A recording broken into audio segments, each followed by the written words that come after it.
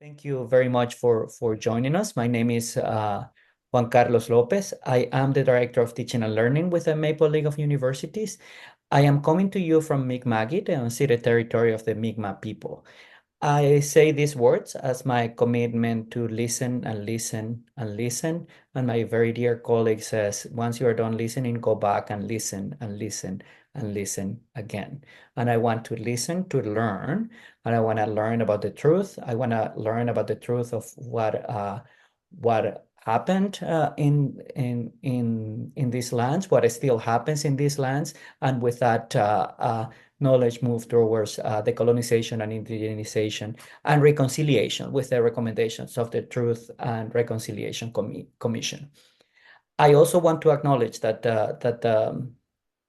these lands I'm coming to you from have received people from African descent, and we have received several waves, and the record goes hundreds. I think it's like, what is it, like 400 years. But that first contact actually was a person that came as a translator. So, even in itself, that is an interesting story because, if this person is able to translate, so what was that first contact? In any case, I also do that in the same spirit of listening and learning and committing to creating a better future for everyone. And I do that as in my perspective as an immigrant and a settler in these lands. So with that, I would like to welcome everyone. Today we have a very special session, and I'm really grateful that Sarah um, agreed to do that. Sarah works in the counseling services here at Acadia, and she also teaches in the counseling program. And she's a very dear friend of mine, and I truly admired her work. Uh, I like the perspective that she brings and the way that she help us think about our own selves and the work that we do in community. So that I value that, and I have learned a lot from Sarah's perspective. So I'm really truly honored that you were able to join us. I am going to pass the mic, the virtual mic, to you, and I will let you do your introduction, your more formal part. But I just wanted to welcome you and thank you for being with us. All right. So with that, I'm gonna mute myself. Take it away, Sarah. Hello, everyone. I'm just taking a moment to see all of you who are here. It is such an honor to be here, and I'm really excited. I am have been since I was invited a couple weeks ago to do this talk. It's been sort of spinning in the back of my mind about what are we gonna do together for an hour that might be helpful or might be useful. And so yeah, it's a real honor to be here, and I'm excited for this hour together. Um, yeah, I think I really appreciate, Juan Carlos. Thank you for both the land acknowledgement and acknowledging African Nova Scotia communities. I also just think about exploring this topic. It is, being able to do it. I'm here in Mi'kmaq as a settler.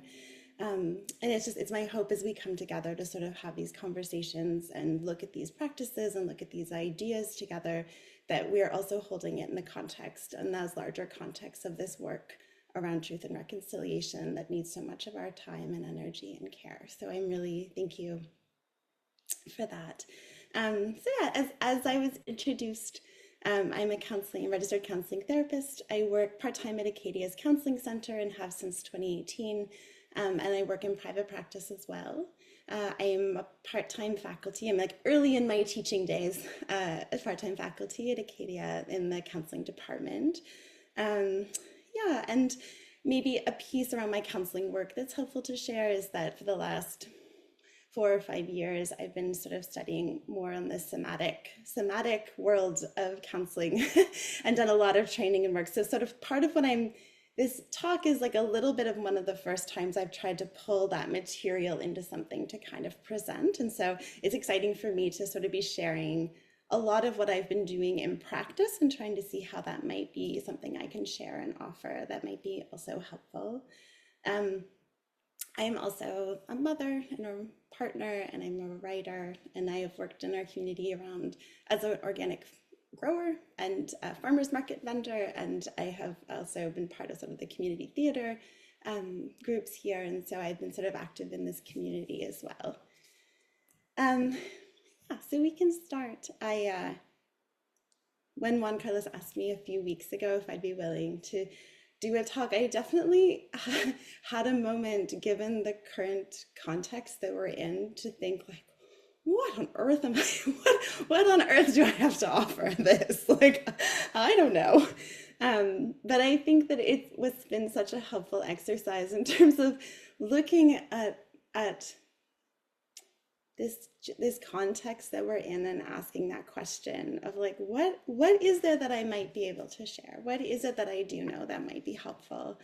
And so what I was hoping is that I could come and share some of my work from my counseling work specifically. Some of the slides are from my teaching as well.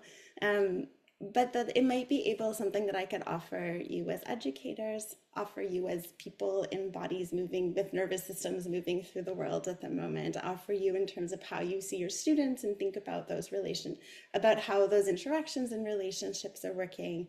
And I look forward to having conversations and seeing, if there's pieces of what I'm able to offer that feel resonant or feel useful. So I am going to share my screen.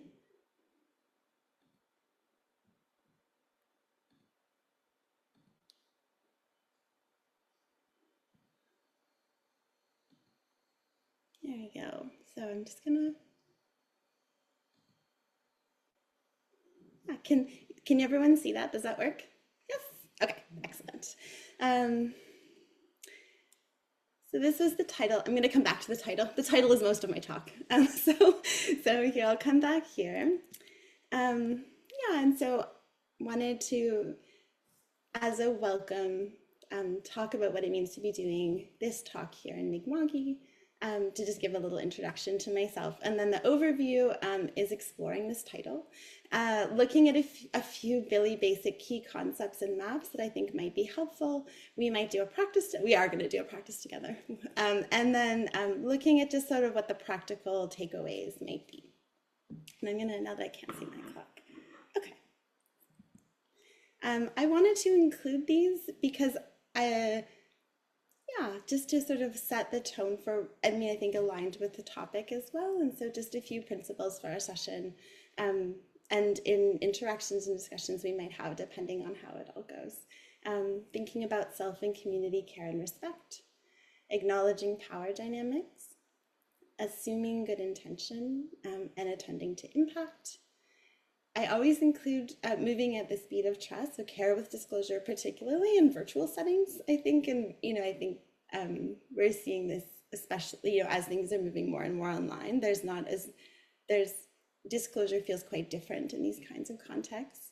Using I statements and avoiding generalizations, listening to understand, and then beginning to build our capacity for some discomfort if it arises, honoring our resistance that shows up. There might be pieces that it's important to have discussions and challenge, and I'm open to that and would honor that as well.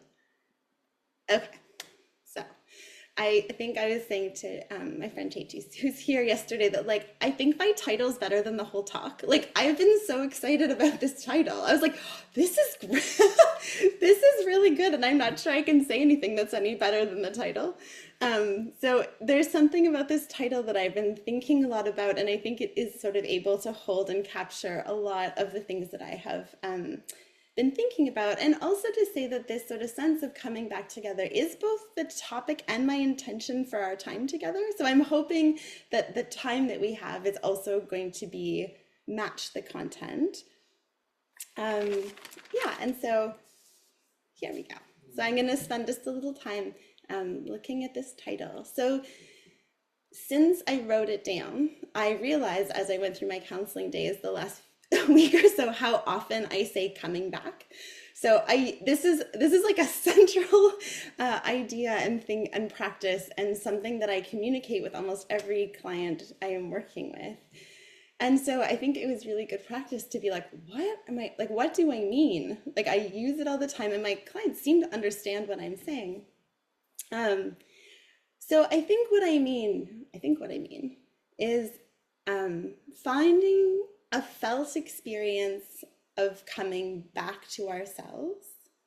Like, what is a felt experience of myself as a sort of embodied and evolving and unfolding process, right? So I think what it also speaks to is that it's something that's happening in present time. Like, it's sort of myself as I am right now, and as my experience is sort of in process, in whatever process that I'm engaged with.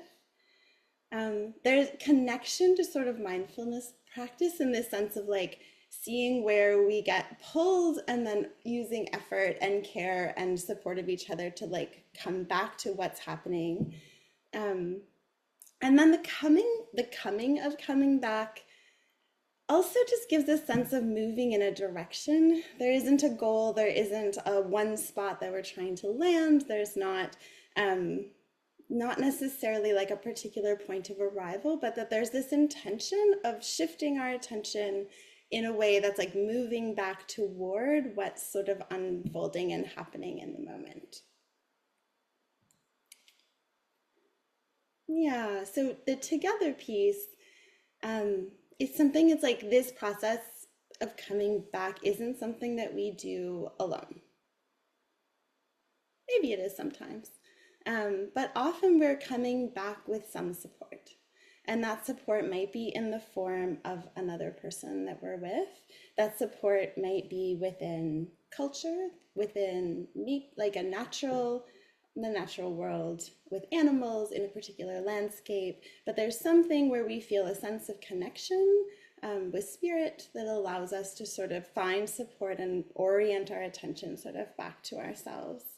So the questions of like this idea of how we do this together, how do we find support? How do we reach out for support? How do we offer that support for other people? And I just think this is a really important, it feels so important right now, and things feel very fragmented and polarized, right? That we actually are needing some support in order to be able to like come back to what's happening and unfolding. Pathways of return has been my favorite phrase since January. I learned it from my friend Renee Sills, and there's something that really resonated with this sense of a pathway of return, which relates to the coming back. And so I've been thinking about pathways of return as like imagining yourself in your favorite landscape and realizing that you want to find your way back home. And how do you start building those pathways from wherever you happen to be? So I have this sense of like a path. I have a sense that like the more you travel the path, the easier it is to travel. I have a sense that the more we travel it, the easier it is for other people to travel it also. That the first time is often the hardest. And that each time we do it again, it gets a little bit easier and we have more confidence and we're more familiar that we'll be able to find our way back. And that equally important is the first step of it, not necessarily getting where we want. Like, I think this is a really important piece around like, how are we orienting and turning towards things, not necessarily reaching a particular goal or outcome, but we're starting to build these pathways of return. And then to ourselves and each other. And I think the and here feels really important to me. And I've been thinking about how that we're building these pathways in a way that honors both ourselves and each other at the same time. So that there's also a sense of care and boundaries, and that we're able to sort of hold our own integrity and care for others at the same time. And this also reminds me, as someone who has done the majority of my work in individual settings, that this work is always both individual and collective, that it's not just in these one-on-one individual kind of situations, but that it's also something that we do in community, something that we look at in a much bigger scale. And it's not an all or nothing process. I think I'll say this over and over because I have to keep remembering it also, that it's just like, these are steps, what's possible in this moment, what can I do, how do I move a little bit further towards something that I think is moving in a good direction.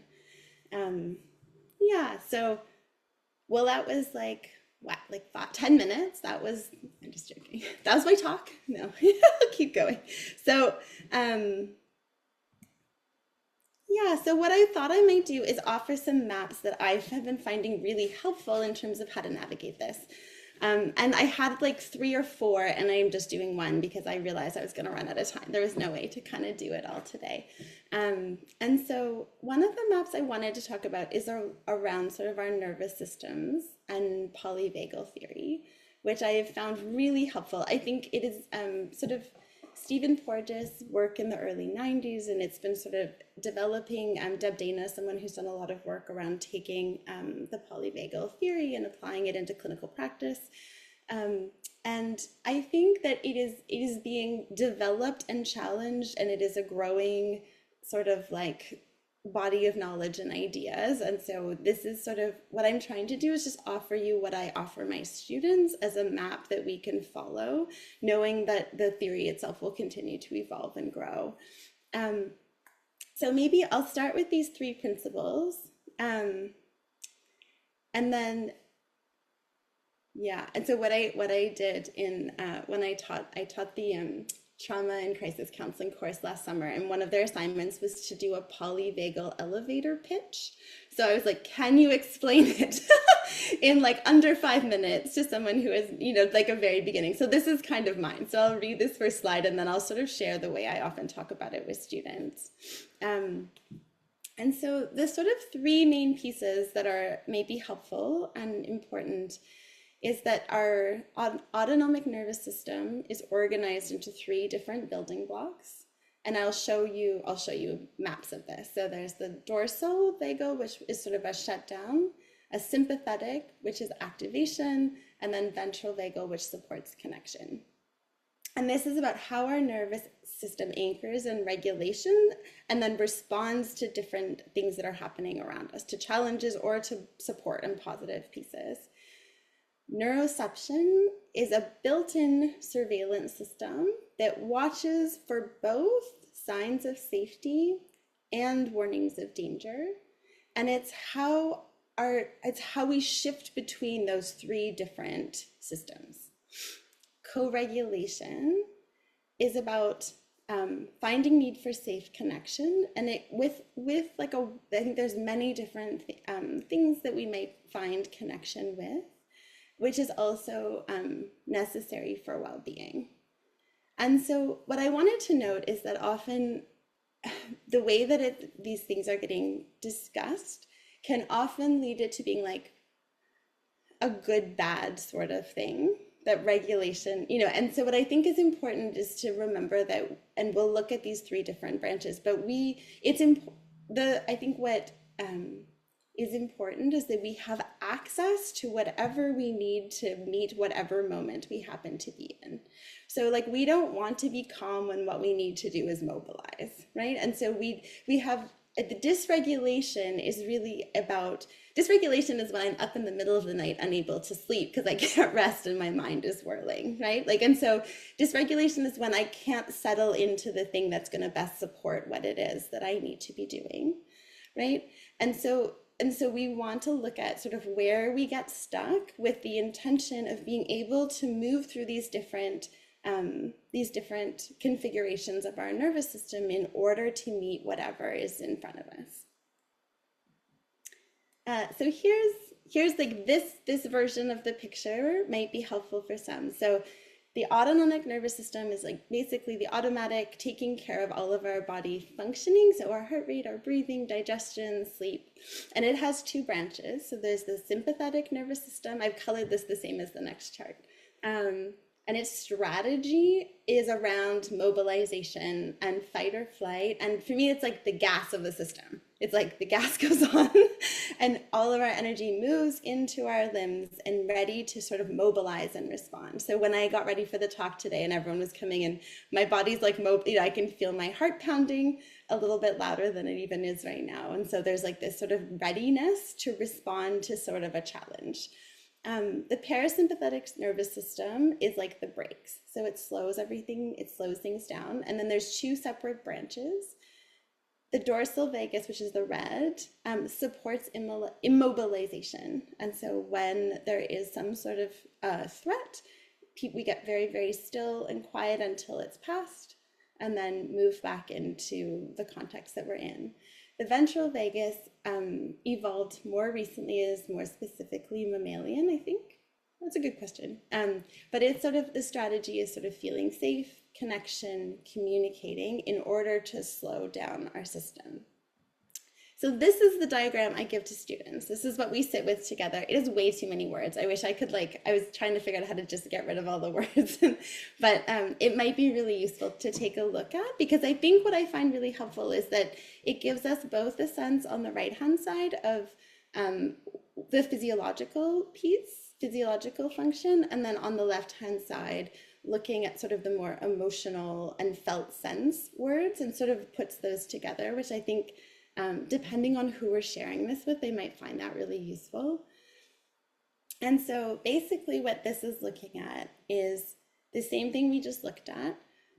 So the sympathetic nervous system's in the center, it's the yellow, and it is about mobilizing. So it is like all of the energy moves from our organs and central out into our limbs. You can see when someone, like when people sit up out of their chair because their muscles turn on and they're kind of ready, right? And when you're with them and their sympathetic system comes up, and it is mobilizing the body in order to be able to respond to threat.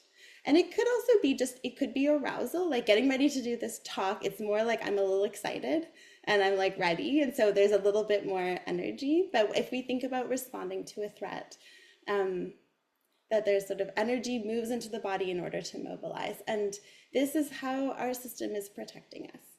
Yeah. And so on the one hand, we can be moving toward the threat, which is the fight response, and has this range of like frustration to rage, right? There's like a spectrum of what that feels like. The flight is moving away from the threat, and it can feel on the range of like worry and concern to like panic, right? And that energy is there in order to sort of mobilize and move away. So that's the gas. My car analogy, we have the gas, and then we have two different braking systems. So the green braking system on the bottom is the ventral vagus, and it innervates, it goes sort of right from the base of the spine, and it innervates the hearts and lungs and up into the face. And so it's connected to all of our senses and how we make eye contact, and well, eye contact for some people and not for others, and show expression and be able to read, so that when we feel some mobilization and fear, and we could find somewhere where we can connect, then our system starts to slow down, right? So that's like, and it's a very smooth braking system. It is a more recently evolved braking system. And the feelings that we have there can be settled, feeling more grounded. Like for me, curiosity is like one of the things I really watch for. Like if someone starts to get interested in what's happening, I know that that's sort of starting to grow a little bit. We're like, oh, here we go. This is good. A little more compassion, more mindful. So some of the sense of, and I'll come back to this, but the sense of coming back in some ways is also bringing this a little bit more on board, right? So that we're feeling a little bit more aware, and a sense of like knowing what's happening, even if there's also lots of mobilization happening. The other braking system at the top is called the dorsal vagus. It innervates it originates in the same place and innervates the hearts and lungs, and then all of the, everything below the diaphragm, all of our organs below the diaphragm. So when it's in low tone, like in its sort of more relaxed, I guess, state, it's responsible for like rest, digest, repair while we're sleeping. So it has a sense of like, here's the ways that we need that to come on us after we finished our lunch. I mean, I don't know if you've eaten yet, but like maybe you're like, I know exactly what this feels like. I'm also digesting my lunch and like getting nice and quiet. But when it goes into high tone as a strategy for dealing with threat, if we have the sense that neither the fight nor the flight are possible, then we often move into freeze, which is our way of our body just getting very, very still and quiet and waiting for whatever is over to pass, and then we will sort of come back. And so the language, the words they used here are sort of dissociation, numbness, helplessness. So shame, there's a lot of freeze in shame, and shut down. And so uh, the felt sense of it is often very calm, pretty pleasant, but a little bit removed from what's happening. Yeah. And so it doesn't freeze some, we move in and out of it sort of. It can be like a really big response. It could also be like a conversation we don't know how to respond to, and suddenly we just get really still and don't really know how, like get sort of frozen up and don't know how to respond. So there's like such a wide range of what these things can look like. Um, and so that was my 5 minute polyvagal pitch. And so I often give this to students because it gives us a map to start to see what's happening for them in their experience. The other thing I always tell them is that it's not a curve where you're on one point on the graph at any one point. More accurately, all three are always on to varying amounts. So I would say this is like actually not a bad version of where I would be at right now. Whereas like I'm feeling pretty excited and connected and happy to be here with you and like moving through this material that I'm familiar with. I'm in my very comfortable space. I've got tea. I've got my heavy blanket on my lap. Like I'm pretty settled. There's a little bit of sympathetic. There's like a little bit of activation in that I'm like, thinking and talking to people maybe I've never met before. I don't feel much dorsal on really at the moment at all. Not, haven't had my lunch yet. Um, so that's sort of a sense of like these are the different possibilities of where we're at. The piece around neuroception, so coming back to that first slide that had those sort of three principles, the neuroception is like our built-in system that watches for both signals of safety and danger, and it's how we shift between those different states. So a neuroception of safety supports moving into the world and connecting.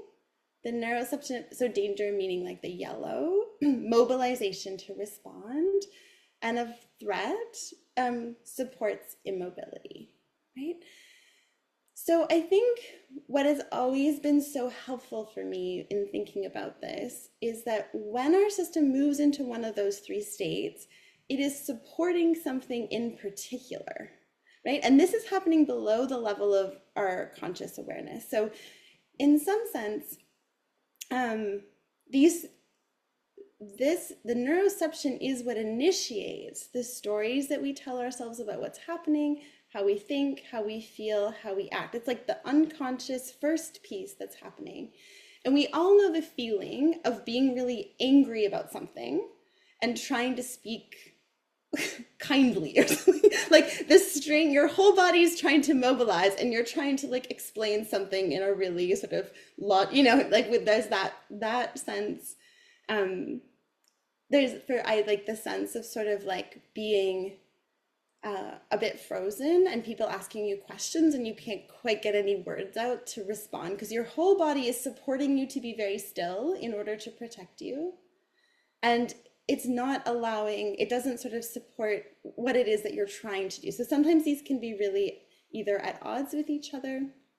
For me, it often brings a lot of compassion and helps me meet the person where they're at instead of what they're trying to do or instead of what I'm asking them to do, right? And so I'm able to see like, oh, what's happening right now is like your whole system is trying to get very, very still. So I'm actually not going to ask you a whole bunch of questions right now. We're just going to like slow everything way down until you feel ready to, like, until this is moved through, until we're able to sort of recognize what support you might need in order to come back.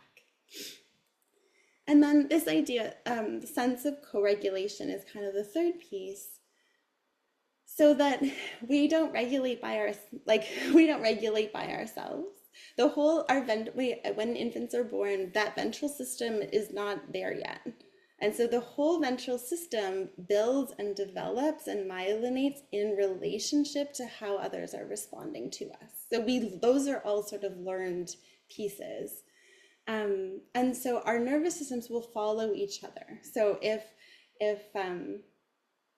in both directions, which is really good, which is important. And so when someone is coming, so I think in the counseling scenario, someone's coming sharing something that's been difficult, and if their system will start to respond to the situation that's happened. So maybe they mobilize, maybe they start to get a little frozen. And if I can stay present and sturdy and support and stay in that ventral, as much as I can in that ventral space, their system starts to pick up on that.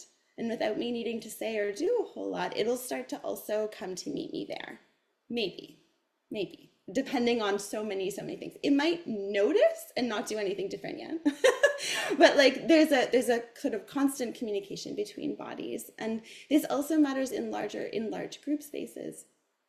So the piece is like being able to notice how you're responding to the people around you. If you can, locating the support you need to be able, can you find a way to choose how you're going to respond? Can you find support to settle so that you can respond a little, differently, offer support for someone else? And that the co-regulation is the foundation for self-regulation. So we talk a lot about self-regulation, but that is like learned. Like that's a learned thing from someone showing you, modeling it to you, and you recognizing it is what offers the foundation to be able to do that for yourself as well. Yeah, so just going to stop sharing my screen for a moment. Hold on.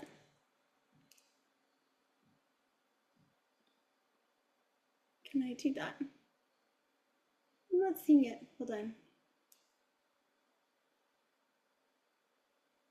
I think you need to go to the bottom and stop on the share, like on the bottom of your call.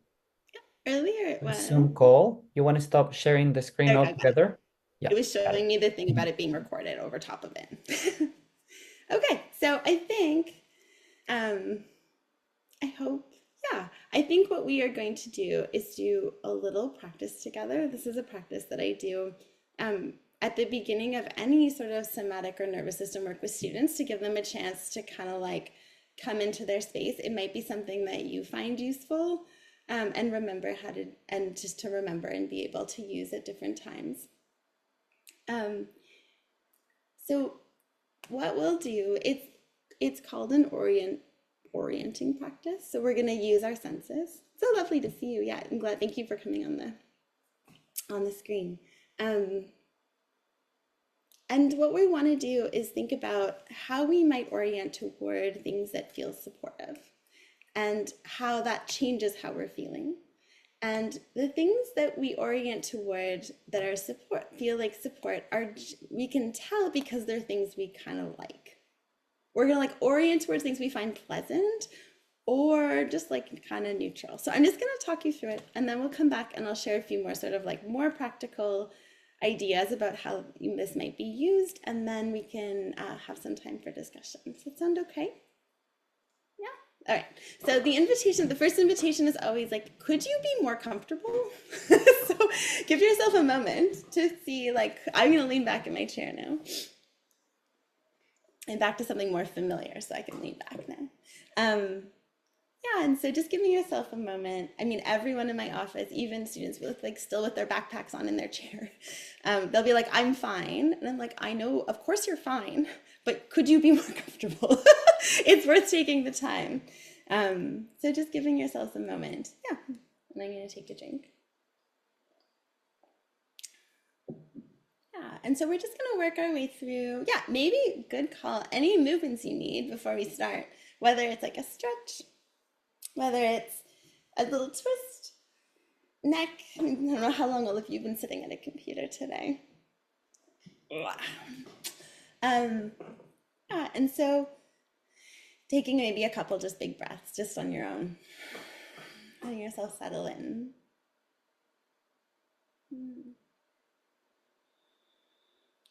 And we're gonna start visually. So just starting to like slowly take in your room, take in the space. You might want to stay like looking at the screen to like connect with the other people who are here. But you might also just start taking a little look around your space and noticing what catches your eye. Like, what is it? I always have a sense that the eyes feel like a little magnetic. Like, it's like, oh, when I get to that thing, I kind of want to stay there for a moment.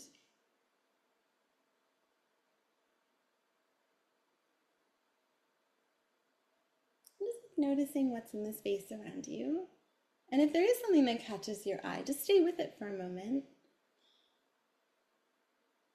And you might just ask yourself, like, what happens inside when I look at that thing? When I pay attention there, what happens?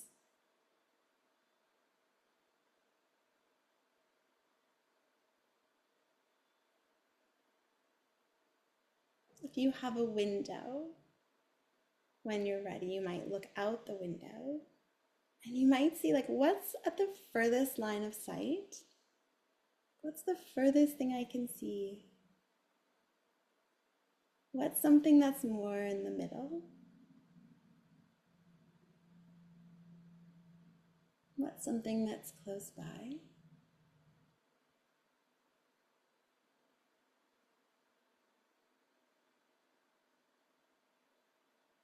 You might notice sound. So noticing like background sounds, might be voices, people talking, you might have music on in the background. It's like opening the ears, sort of taking in what's in the room.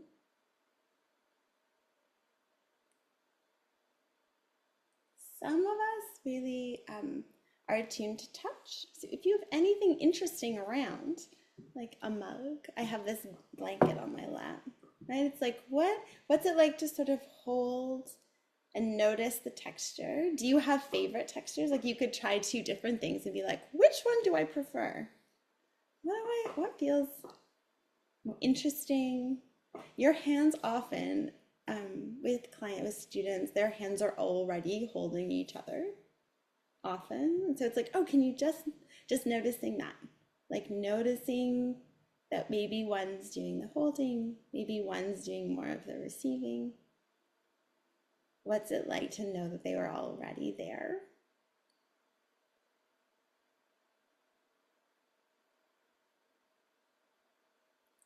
And the last one is sort of felt sense of your body in the chair, in your chair or on the couch, wherever you're sitting. So maybe noticing, I find noticing points of contact really helpful. So like I've got my feet on the floor, noticing the floor under your feet. If you have your legs crossed, like my ankles are crossed, one of the bottoms of my feet has a floor and the other doesn't. I'm just like noticing that difference. Noticing where the backs of my legs, my back meets the chair. Some of you might have something behind your head. Noticing that contact too. Seeing where your elbows rest, where your hands are meeting. Some of you might have some movement. You might notice your breathing and how your back moves against the chair. You might notice it on the front side. And then in any of those different fields of senses, just noticing if there's anything that was pleasant. If there's anything or that felt kind of neutral and okay to pay attention to. And then just like giving that a moment. And then part of this work is just watching the response. So like as I feel my feet on the floor, some of the muscles in my legs also start to soften, kind of drop into my chair. You know, that's an example. We're just taking maybe one more moment.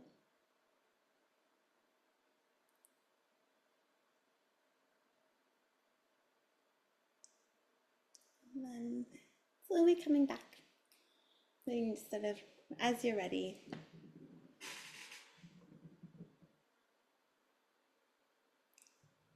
coming back to the screen.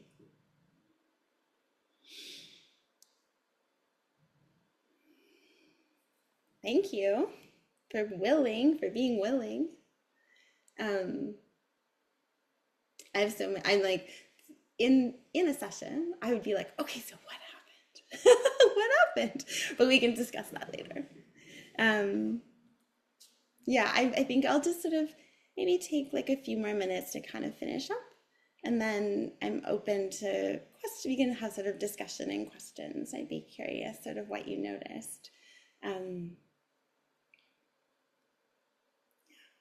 so I'm going to come back to sharing my screen.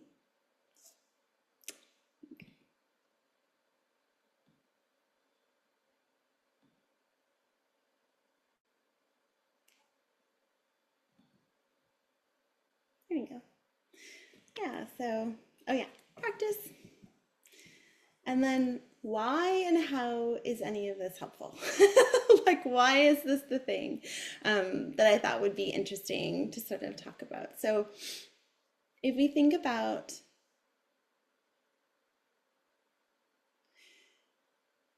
yeah, it's interesting. I've written this and now my mind is like, oh, I have something, a little, ooh, a bird just flew right over my window.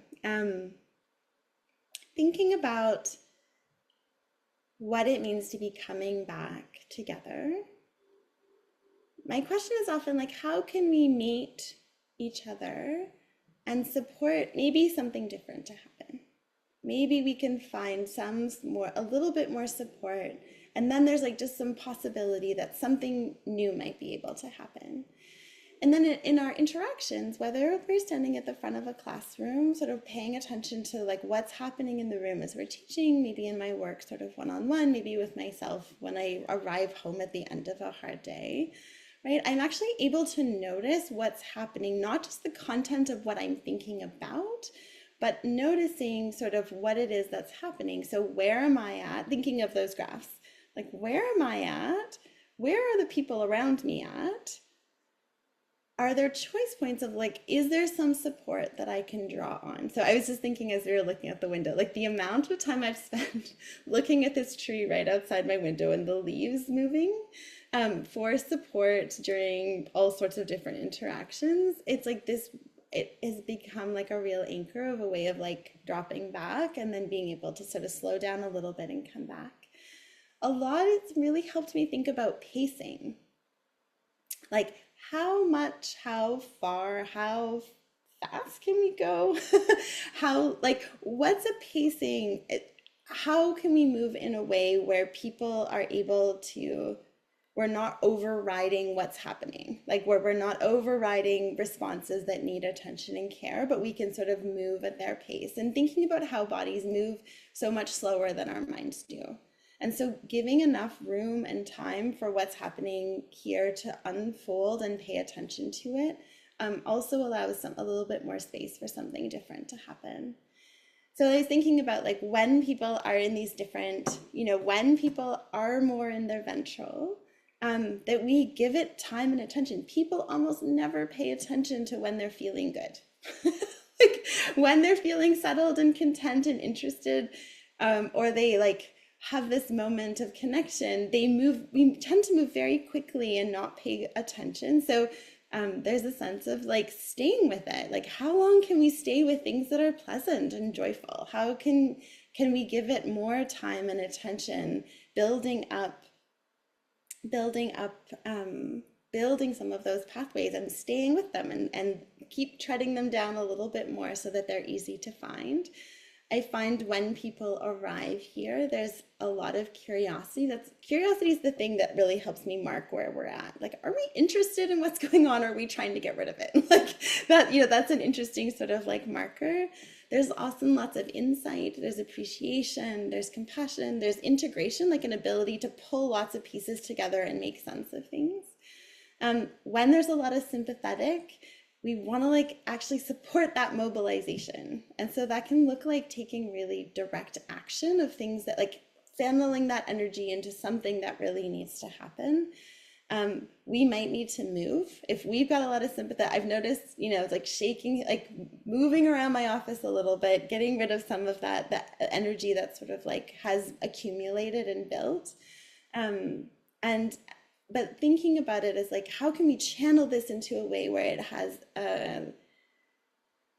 move something and using this energy in a way that will make good change. When people move into dorsal, or when we move more into that sort of free state, we want to look for support. We want to slow way down, slow down, give a lot more time and space, right? And not sort of put any, we don't want to load any more demand, even if it's asking what's happening. Like, we don't want to put more demand on their system. We want to like be removing demands so they can start to find their way back again. Yeah. So practically speaking, these are sort of some of my practical pieces, and then I think this might be it. So I think I like this word. This also comes from Renee Sills. This sense of responsibility. Like, can I respond? Can I find a response? Like, can I, instead of a reaction, can I find a response? What do I need in order to, like, what kind of support do I need in order to be able to slow things down and find a way to respond? How can I support and create change for others so that they are able to do so? Thinking about the ways that we are always already in relationships. So thinking about our own work, inner and outer work, how we work on our own, how we work in community, is moving toward having more choice in terms of like how we want to respond in a moment. I think, practically speaking, in terms of this work around nervous systems, it's really important that we're like holding and considering and celebrating and navigating difference. So in terms of how we're working in our classrooms, how we're working in our counseling work, how we're working in communities where there's around systemic oppression, around understanding the differences in experience, particularly when we think about safety. Who is safe and who isn't safe? What do we make assumptions about? Where are our assumptions? And that being able to find that sort of sense of co-regulating means we have to be able to understand. We have to understand enough about what the other person's experience might be. And that's particularly important when we're in positions of where we have more systemic privilege, that we have a sense of like paying very close attention and understanding how, with a lot of humility around what safety means, how it's experienced, what we might be doing that either contributes or moves away from it. So it's like sort of it's like really in the practice of navigating that in relationship. These are just a few phrases that I find helpful. This sense of like tuning in, like, can we take a moment to notice what's happening for us? Taking in what's the context, right? And then offering care, like how do we tend to whatever's arising, whether it's with ourselves, whether it's with other people. The pancake flipping, that's just sort of part of like a whole other topic. So I might leave it for another time, but what I'll say is like that we are able to stay in connection and process and not move into finding solutions too fast. So I always think about it like a pancake flipping, which is like you have to wait, you have to stay until there's enough understanding before you make any suggestions of moving things in a particular direction. So often when we try to move too fast before we have enough understanding and context, it splatters. It doesn't work. And we end up having to like start over and try again. So, and then my secret was that often when we're able to stay and find enough support and be able to offer enough support, that people move on their own. You actually don't have to do anything. They are, when they're ready, it'll all go. I've been thinking a lot about the idea of demand and capacity, right? So like, I mean, yeah. Instead, like I've been sort of reframing almost everything in terms of like, what are the levels of demand? What is the capacity, and what support is needed to either remove some of those demands and increase capacity? I think about often in terms of antidotes to overwhelm. How might I be able to add time, support, and choice feel like the things that are not present when we feel overwhelmed in a situation. So I often think, is there any way that I can, how do I insert one of those, all of those three things? I think when we talk about nervous systems, it's important to think about small experiments. Like we want to support the nervous system is like, oh, it's constantly adapting and changing on a day-to-day kind of basis. And so a question of like, how do we do small experiments that give us feedback that start to change how it is we experience things, or give us the opportunity to respond in a new way and see how that goes. Like if that's possible, like thinking about small experiments, and then just sort of a guiding question of like, I think especially working at a counseling center, like in a university setting, there's no like guarantees of people being back. There's no guarantee, you just don't, you don't know what sort of opportunities you might have. And so for me, there's like a good question of like, what is possible here? Like what is possible in this moment? And just holding that as a guiding question in the back of my mind as I'm sort of exploring our work together. I'm gonna see them. Yeah, I think that's all.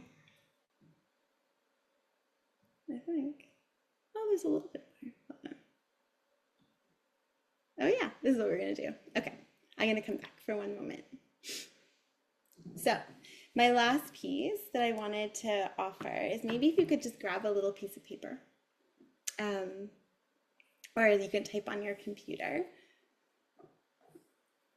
Yeah, I wanted to think about, and these might just be something you sit with after, and we might not take sort of a full amount of time to talk through it today, but we might sort of like come back.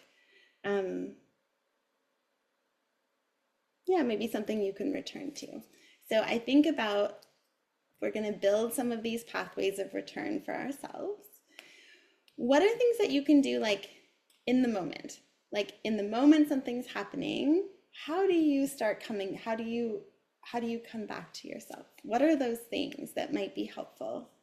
I shared a moment ago, my like looking out the window at the tree, like feeling my feet on the floor, taking a breath, moving around a little bit. It's like, what are the things that allow me to kind of like come back to myself in order to sort of like take a next step? What are the things you can do when you have like 5 minutes? This is like a little bit more time. Okay, what are things that feel helpful? Yeah, and I think it could also depend on what's been happening. So sometimes movement's really helpful. Sometimes rest is really helpful. Right? Sometimes reaching out to someone, sometimes sending a quick text and finding moments of connection are really helpful. I had a colleague, and we used to like, just like stick my head in her door and like make a face and be seen, and I'm like, all right, that's good. Look at that. Now I feel back to myself and I can like go about the next thing. And then I just think about sort of like, what are our daily, weekly, yearly practices that keep reminding us. And then I think about, how do we build these both like with others and in community? Like, what does this look like in community? Where are the spaces that we're able to be in support that offer these? I was thinking about a broad view and long view. Like I was thinking about how we can see sort of larger pictures, the larger picture of what's happening, in whatever moment, or like maybe globally, maybe like, but then also that those patterns and things are playing themselves out in our day-to-day with the people we're with. And how are we sort of contributing to those, like at what different levels are we sort of working those patterns and trying to make change? And long view is thinking about the ways that like we don't always know what the ripples will be from things we do now out. Like we might never actually see those outcomes, but that we're sort of, in the intentional of like offering support or planting seeds that can, and then who knows what's going to happen with that over time. And then also just attending to our own capacity. Like how much can we take in? How much are we taking in? how early in the day do we start taking a lot of things in? I've just been really thinking about this over the last month, thinking about the impact and thinking about how to time things. When do I start to notice that my own capacity is dwindling? When do I need to take a break so that I'm ready to come back? Like, how do we navigate um, so much change happening, sort of an uncertainty happening at once? And so just really thinking about attending to like the capacity that we have, and just little experiments like what is this, what's too much, what's not enough. How am I gonna, like, do I open my email first, or do I do other kinds of work first and then catch up later? When do I read the news in the day? How many times do I read, how, and like, what do we have capacity to take in and meet well? When is it too much? When is it not enough? Yeah, so those are some of the questions that I had. Okay, now I'm gonna stop sharing. So we are right at the top of the hour. So, just to let people know that we are at the top of the hour. So if you have to move to your next meeting, but by all means, move. But I would like to offer for those who can stay an opportunity to ask questions or continue the discussion. But being at the top of the hour, I'm gonna stop the recording now, and then people are welcome to stay as long as they can, and as long as you can stay with us, Sarah.